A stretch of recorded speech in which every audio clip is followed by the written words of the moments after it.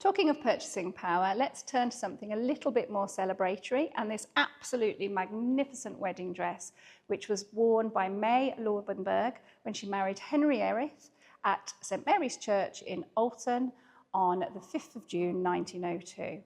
This stunning dress is made with lace, cream silk and faux pearls. This was actually made by a company, another Birmingham company called Back and Barker, and they were of New Street as well. Now they advertise themselves as a mourning and funeral directors. So a bit strange to think of a wedding dress that's made by a funeral directors, but occasion wear comes in all shapes and sizes. And this leads me on to talk about colour. White or cream is today seen as the norm for a wedding dress, but this was not always the case. Before Queen Victoria wore a white wedding dress marrying Prince Albert on the 10th of February in 1840, brides chose wedding dresses in all sorts of colours. We started this talk looking at a black dress, more fitting for a funeral director's to create maybe, but in actual fact, even black, now seen as very unusual, was a fairly standard colour to wear as a dress to one's own wedding. Most wedding dresses, once used for the big day, were often refashioned and remodelled so that they could be worn again, or indeed were a refashioned existing dress. Like this beautiful silk dress here.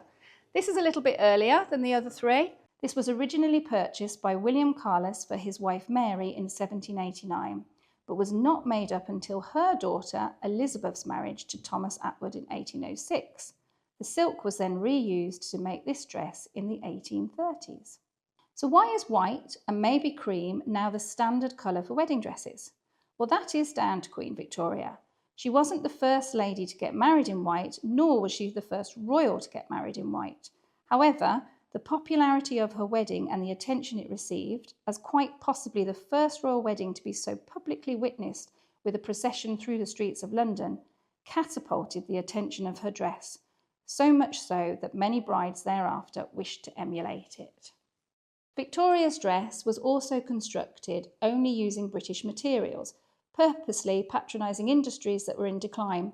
This is one of the reasons why she chose white lace, so that she could funnel money and business into the dying art of lace making in the Victorian era. The apparent genuine love affair between Victoria and Albert also further romanticised the popularity of the white wedding dress, and it became the go-to hue.